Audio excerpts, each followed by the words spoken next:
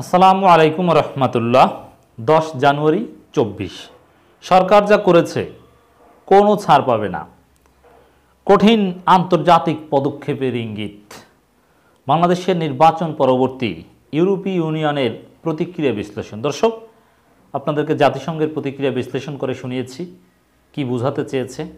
যুক্তরাষ্ট্রের কঠিন প্রতিক্রিয়া, বাংলাদেশের নির্বাচনকে বৈধতা না দেওয়ার প্রতিক্রিয়া বিশ্লেষণ করেছি। যুক্তরাজ্যের, অস্ট্রেলিয়ার নানান সংস্থাও গণতান্ত্রিক কেউ এই নির্বাচনকে গ্রহণযোগ্য বলছে না এখন পর্যন্ত। যারা বলছে তারা অগণতান্ত্রিক অথবা ত্রুটিযুক্ত গণতান্ত্রিক দেশ অথবা ভাড়ায় খাটা কিংবা দামি পর্যবেক্ষক এরা। তা গণতান্ত্রিক বিশ্ব থেকে এখন পর্যন্ত যতগুলো প্রতিক্রিয়া দেখেছি সবগুলো নেতিবাচক। সরকারের জন্যে নিঃসন্দেহে কঠিন বা অস্বস্তিকর বার্তা। এখন ইউরোপীয় ইউনিয়নের বার্তাটা কিন্তু ইম্পর্টেন্ট। দর্শক, এই ইউরোপীয় ইউনিয়নের বার্তা বা তাদের বিবৃতি, তাদের প্রতিক্রিয়া বাংলাদেশের নির্বাচনে বিশ্লেষণে আগে বলে নিই যে হ্যাঁ, বাংলাদেশের নির্বাচন নিয়ে প্রতিক্রিয়া বিবৃতি আরও অনেক বিবৃতি এসেছে বা আসবে, কিন্তু সবগুলো ইম্পর্টেন্ট নয়। সবচেয়ে বেশি ইম্পর্টেন্ট যুক্তরাষ্ট্রের বিবৃতি সরকারের কাছে এবং বাস্তবতা নিরিখে, তারপরে ইউরোপীয় ইউনিয়নের, এমনকি যুক্তরাজ্যের বিবৃতি কম গুরুত্বপূর্ণ। কারণ যুক্তরাজ্য এই ভূরাজনৈতিক খেলায় এখন তেমন গুরুত্বপূর্ণ পার্ট না। তারা নিজেদেরকে অনেকটা গুটিয়ে নিয়েছে, তারা নিজেদের অনেক ক্রাইসিস সমাধান করার চেষ্টা করছে। ইউরোপীয় ইউনিয়ন থেকে বের হয়ে বা ব্রেক্সিটের পর তারা একটু অন্যভাবে চলছে। তারা বাহিরের বিষয় নিয়ে বক্তব্য বিবৃতির মধ্যেই সীমাবদ্ধ থাকছে। দুই এক জায়গায় যুক্তরাষ্ট্রের পার্ট হিসেবে কিছু পদক্ষেপে সামিল হচ্ছে, কিন্তু মোটের উপরে বাংলাদেশের ক্ষেত্রে এই মুহূর্তে যুক্তরাজ্য তেমন ইম্পর্টেন্ট নয়, কিন্তু ইউরোপীয় ইউনিয়ন ইজ ভেরি ইম্পর্টেন্ট। তো ইউরোপীয় ইউনিয়নের যে বিবৃতি বা বার্তা, এটা অত্যন্ত তাৎপর্যের সাথেই দেখতে হবে। বড় সব দল অংশ না নেয় হতাশা, ভোটে অনিয়মের সময়োচিত তদন্ত, রাজনৈতিক সংলাপ চায় ইউরোপীয় ইউনিয়ন। এই কথার অর্থটা কি দেখেন। এর মানে বিএনপিকে বাদ দিয়ে বা আরও যে বড় দল জামাত, এদেরকে বাদ দিয়ে যে নির্বাচন, সেই নির্বাচন কখনো ইউরোপীয় ইউনিয়নের কাছে গ্রহণযোগ্য নির্বাচন হতে পারে না। এরা বর্জন করেছে, অংশগ্রহণ করেনি, এই কারণে তারা হতাশ। এর মানে যদি বাংলাদেশের ইন্টারন্যাশনাল স্টেক হোল্ডার্সদের সাথে নিয়ে চলতে চায়, বাংলাদেশের অর্থনৈতিক প্রবৃদ্ধি গতিশীলতা ধরে রাখতে চায়, বাংলাদেশ বিচ্ছিন্ন হোক সেটা যদি না চায়, এক ইউরোপীয় ইউনিয়ন যুক্তরাষ্ট্র যদি বাংলাদেশের বিরুদ্ধে অর্থনৈতিক পদক্ষেপ নেয়, তাহলেই বাংলাদেশ দুর্বল, একেবারেই বেকায়দায় পড়বে। অতএব যদি স্ট্যাবিলিটি ধরে রাখতে চায়, তাহলে বিএনপি জামাত বা সব, এই স্পেসিফিকভাবে বললে শুধু জনগণ ভোটে অংশগ্রহণ করলে হবে না, বিএনপি জামাত বা বড় বড় দলগুলোকে নিয়েই নির্বাচন করতে হবে। এটা একেবারে একটা ক্লিয়ার তাদের আকিদা ইউরোপীয় ইউনিয়নের। এই কথার মাধ্যমে বোঝা যায় সব বড় দল অংশ না নেয় তারা হতাশ।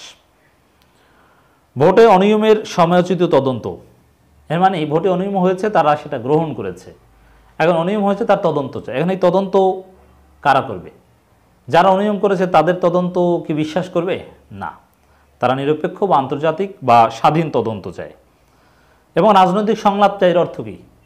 এই যে বিএনপি আবার নতুন নির্বাচনের দাবি করছে, রাইট টু ফ্রিডম নতুন নির্বাচনের দাবি করছে, তো ইউরোপীয় ইউনিয়নের এই বক্তব্যের অর্থ আমি করব, রাজনৈতিক সংলাপ চায় মানে নতুন নির্বাচন চায়। সংলাপ করে কি করবে? সংলাপের উদ্দেশ্য হবে যাতে সবাইকে নিয়ে নির্বাচন করা যায়। এর মানে কার্যত সরাসরি না বললেও ইউরোপীয় ইউনিয়ন বাংলাদেশে নতুন নির্বাচন চায়। আমি ইউরোপীয় ইউনিয়নের প্রতিক্রিয়ার ব্যাখ্যায় সেটাই বলতে চাই। বাংলাদেশের সদ্য সমাপ্ত দ্বাদশ জাতীয় সংসদ নির্বাচনে প্রধান সবকটি রাজনৈতিক দল অংশ না নেয় হতাশা প্রকাশ করেছে ইউরোপীয় ইউনিয়ন। ইউর পক্ষে ইউরোপের 27 দেশের এই জোটের হাই রিপ্রেজেন্টেটিভ পররাষ্ট্রমন্ত্রী পর্যায়ের জোসেফ বোরেল মঙ্গলবার এক বিবৃতিতে বাংলাদেশের নির্বাচন নিয়ে এই প্রতিক্রিয়া দেন। আপনারা একদিন পরে বিশ্লেষণ শুনছেন।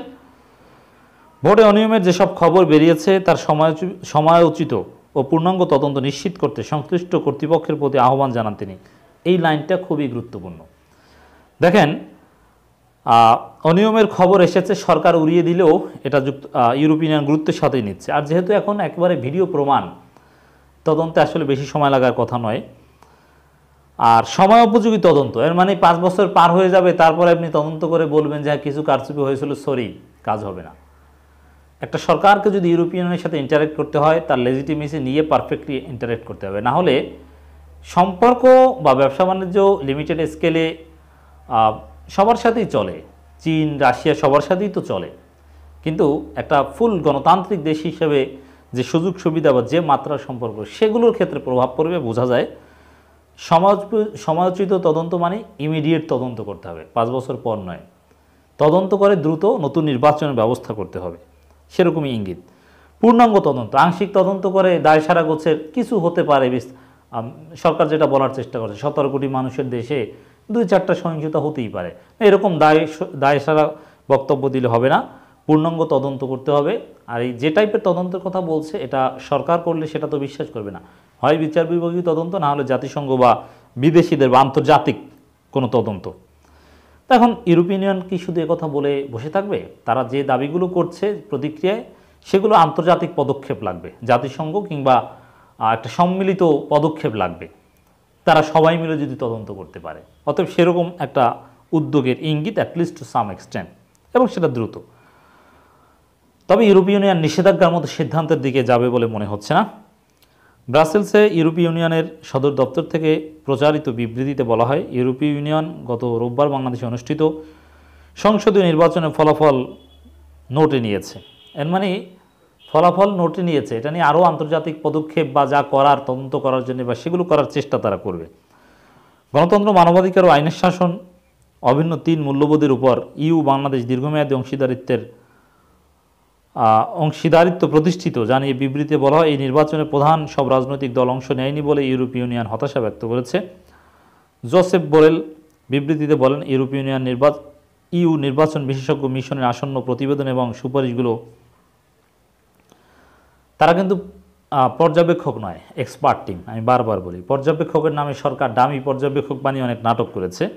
প্রকাশ করার জন্য কর্তৃপক্ষের মধ্যে হওয়া চুক্তিকে স্বাগত জানায় ইউরোপীয় ইউনিয়ন। স্বচ্ছতা ও জবাবদিহিতার চেতনায় আমরা নির্বাচনে অনিয়মের যেসব খবর এসেছে সেগুলোর সময়োপযোগী ও পূর্ণাঙ্গ তদন্ত নিশ্চিত করতে সংশ্লিষ্ট কর্তৃপক্ষের প্রতি আহ্বান জানাচ্ছি। অতএব এর জন্যই আবারও বলছি যে আন্তর্জাতিক পদক্ষেপ দরকার, কারণ সরকার তো আর এমনি এমনি তদন্ত করবে না, আর নিজেরা তদন্ত করলে সেটা তো আর গ্রহণযোগ্য হবে না। বিবৃতিতে আরও বলা হয়, নির্বাচনকালে সংঘটিত সমুদায় সহিংসতার নিন্দা জানায় ইউরোপীয় ইউনিয়ন এবং নির্বাচন পরবর্তী সময় সহিংসতা থেকে বিরত থাকতে সব পক্ষের প্রতি আহ্বান জানাচ্ছে। এখন নির্বাচনের পরবর্তী যাতে সহিংসতা না হয়, এই জন্য তো উদ্যোগ নিতে হবে রিকনসিলিয়েশনের। আমি কিন্তু নিষেধাজ্ঞার পক্ষে না এই সময়কালে এবং পরবর্তী সময়ে আইনের। তবে হ্যাঁ, কোনো নিষেধাজ্ঞা যদি মানুষের জীবন বাঁচাতে পারে, দ্যাট শুড বি ওয়েলকাম। যেমন র্যাবের উপর নিষেধাজ্ঞার কারণে এক্সট্রা জুডিশিয়াল কিলিং অলমোস্ট বন্ধ হয়েছে, যদিও হেফাজতে মৃত্যু আছে, কিন্তু তারপরও ফর দি টাইম বিং বা মোটামুটি যতটুকু বন্ধ হয়েছে এটা তো নিষেধাজ্ঞার ফল। এই দিক থেকে তো নিষেধাজ্ঞাটা ভালো। এরপরে আরও যেটা তারা বলার চেষ্টা, তারা আহ্বান জানিয়েছে, আইনের পরবর্তী সময় আইনের শাসন, বিচার বিভাগের স্বাধীনতা, যথাযথ প্রক্রিয়া অনুসরণ এবং শান্তিপূর্ণ সমাবেশের অধিকারের প্রতি শ্রদ্ধা রাখাও গুরুত্বপূর্ণ। এর মানে বিএনপি জামাত আন্দোলন করলে যাতে কিছু না বলা হয় সেরকম একটা চিন্তা তারা ধারণ করে। এক্ষেত্রে বিরোধী নেতাকর্মীদের আটক অত্যন্ত উদ্বেগজনক। এই কথাটাও ইম্পর্টেন্ট যে সরকার যা ইচ্ছা তা করছে। ইউরোপীয় ইউনিয়ন কিন্তু ইউরোপীয় ইউনিয়নের প্রতি সরকারের ক্ষোভ আছে জানি, কারণ তারা মানবাধিকার পরিস্থিতির অবনতির বিষয়ে তাদের পার্লামেন্টে প্রস্তাব গ্রহণ করেছিল, আপনারা জানেন।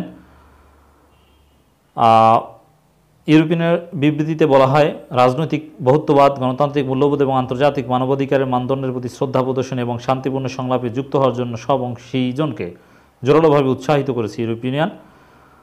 নাগরিক সমাজ এবং রাজনৈতিক দলগুলোর কোনো ধরনের সেন্সরশিপ বা প্রতিশোধের ভয় ছাড়াই কাজ চালিয়ে যেতে পারার পরিবেশ থাকাটা জরুরি। তো এখানে উৎসাহিত করছে বা যে টাইপের ভাষা, তাতে বোঝা যায় যে ইউরোপীয় ইউনিয়ন একেবারে যে মারাত্মক কঠোর সরকারের বিরুদ্ধে তা নয়, তবে তারা তদন্ত বা যে অবস্থান মিডিয়াম টাইপের কঠোর সরকারের উপর, আওয়ামী লীগের উপর, তাতে নিঃসন্দেহে সরকার তাতেও বিব্রত। যুক্তরাষ্ট্রের মতো অত সিরিয়াস ইউরোপীয় ইউনিয়ন না, কিন্তু আন্তর্জাতিক পদক্ষেপের ইঙ্গিত পাওয়া যায় এখান থেকে। ইউরোপীয় ইউনিয়ন চাইলেও সরকার, বাংলাদেশ সরকারের বিরুদ্ধে মারাত্মক কোনো পদক্ষেপ নিতে পারবে না বা নিবে না।